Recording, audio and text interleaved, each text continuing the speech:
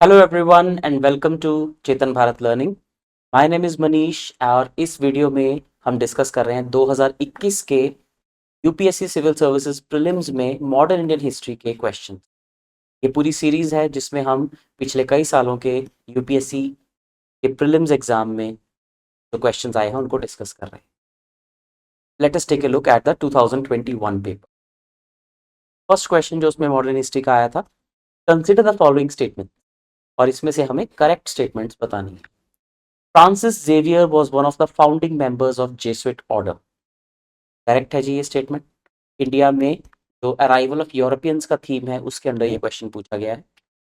Second, Francis Xavier died in Goa and a church is dedicated to him there. So this statement is partially correct. A church is dedicated to him there, correct, but he did not die in Goa. He died somewhere near China. China के पास एक island है, वहां पे उनकी death हुई थी और वो जेसुइट ऑर्डर के फाउंडर मेंबर थे। लेकिन उनकी बॉडी को प्रिजर्व करके रखा गया और बाद में लाके उसे गोवा में एक चर्च के अंदर रखा गया, जो कि जिसे हम आज कहते हैं the cathedral of Bom Jesus, which is also UNESCO world heritage site. बहुत फेमस चर्च है, one of the first churches that was established on the Indian subcontinent by the Europeans. तो he did not die in Goa, लेकिन there is a church of basilica of Bom Jesus dedicated to him. This is incorrect. The feast of Saint Francis Xavier is celebrated in Goa each. Correct है जी। तो उस मौके पे वहां पे एक feast organise की जाती है हर साल। तो 1 and 3 have to be correct and 2। Question number 2. Consider the following statements and tell the correct ones.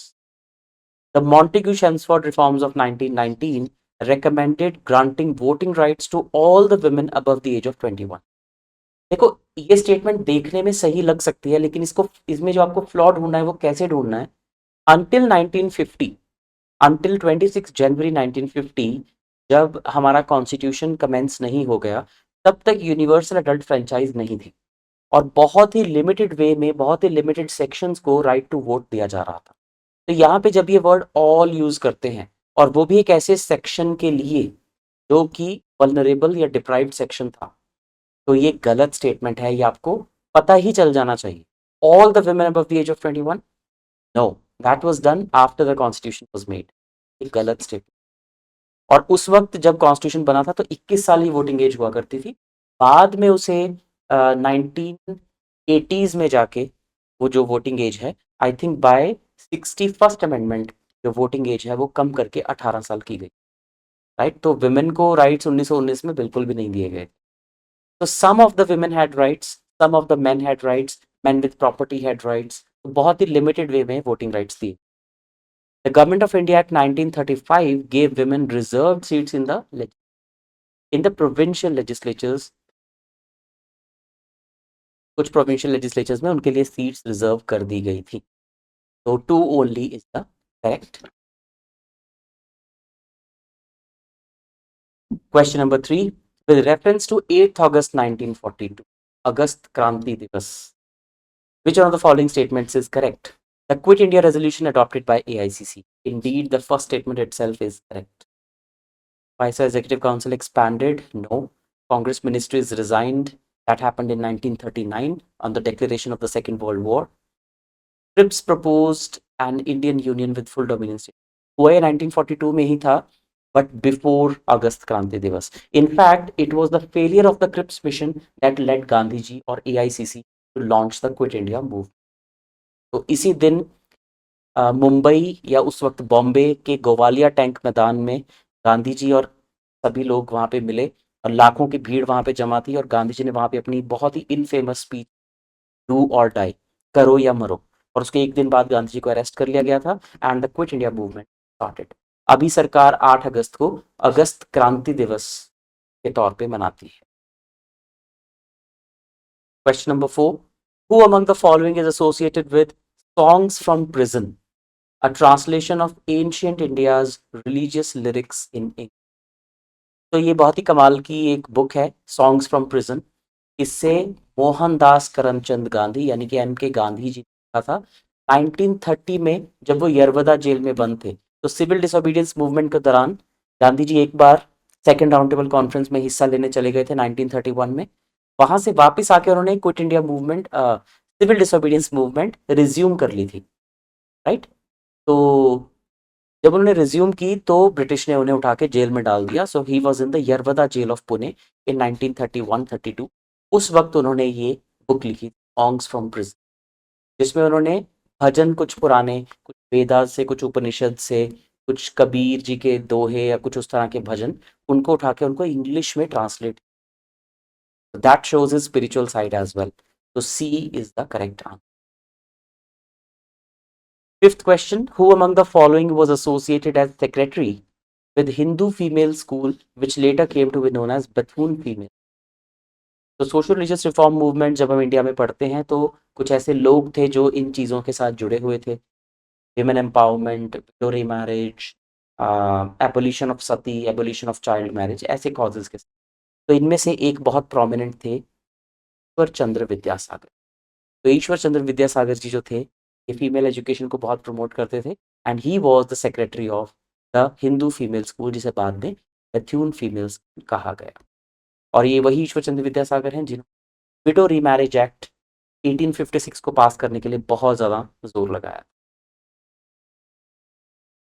Next question: in the context of colonial India, Shah Nawaz Khan, Prem Kumar Sahgal and Gurbaksh Singh Dhillon are remembered as, तो एक मुस्लिम, एक हिंदू और एक सिख, one of the last events of communal harmony in pre independence India.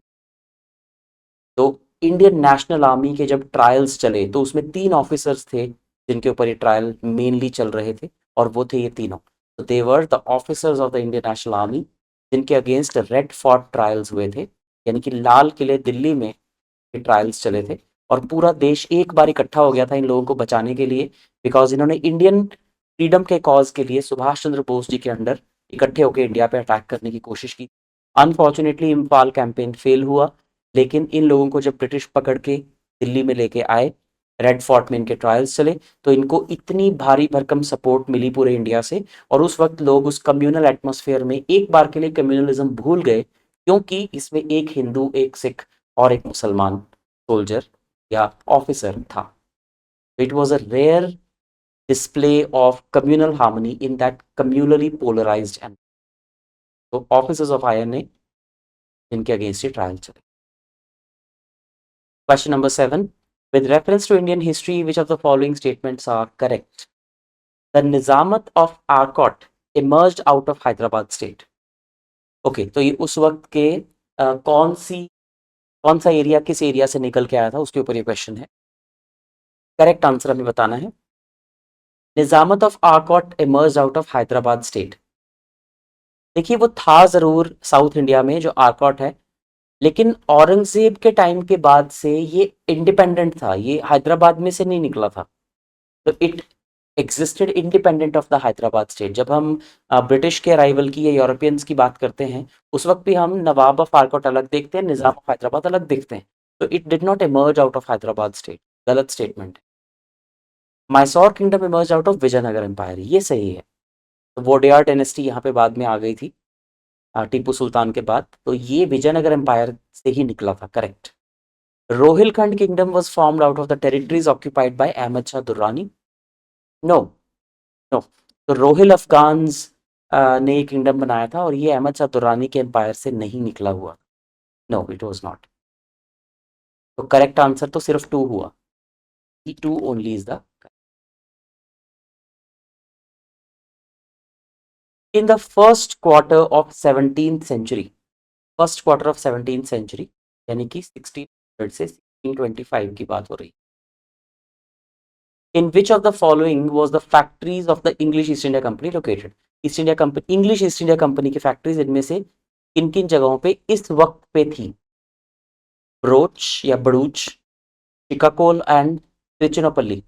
अब actually तो इन तीनों जगह पे फैक्ट्रीज थी इंग्लिश की, लेकिन इस वक्त में, यानी कि बिल्कुल शुरुआती दौर में, जब टॉमस रो इंडिया में आए थे, जब जॉन हॉपकिंस इंडिया में आए थे, तो उस वक्त पे सबसे पहली फैक्ट्रीज में से एक बड़ोच, जिसे आज गुजरात में है ये, इसको अब हम बड़ूच कहते हैं, तो सिर्फ यहाँ पे इस वक्त में इनकी फैक्ट्री लगी थी, तो one only should be the correct, right. बाकी जगह पे भी इंग्लिश ईस्ट इंडिया कंपनी की फैक्ट्रीज थी, लेकिन वो बाद में लगी थी। शुरुआती दौर में तो यहाँ पे ही इनके फैक्ट्री वेस्टर्न कोस्ट थे जहाँ से वो ट्रेड करते। क्वेश्चन नंबर 9, तो 2021 के पेपर में good number of questions were there from Indian history. With reference to Madanapalli of Andhra Pradesh, which of the following statements is correct? Pingali Venkaiah designed the Indian tricolor here. No. Pattabi Sitaramaiah led the Quit India movement of Andhra region from here. No. Rabindranath Tagore translated the national anthem from Bengali to English here. Yes. Andhra Pradesh के मदनापल्ली में रविंद्रनाथ टैगोर ने जन गण मन, जो कि हमारा national anthem बना, उसे बंगाली से इंग्लिश में ट्रांसलेट किया। This is correct. तो सी इज दी। ये काफी फैक्चुअल है, ये या तो आपको पता होगा या नहीं पता होगा जैसा question, right. That is all for the 2021 paper. अगर आपको बाकी सालों के भी प्रीवियस ईयर क्वेश्चंस का डिस्कशन देखना है, you can check out the playlist on this. Thank you so much and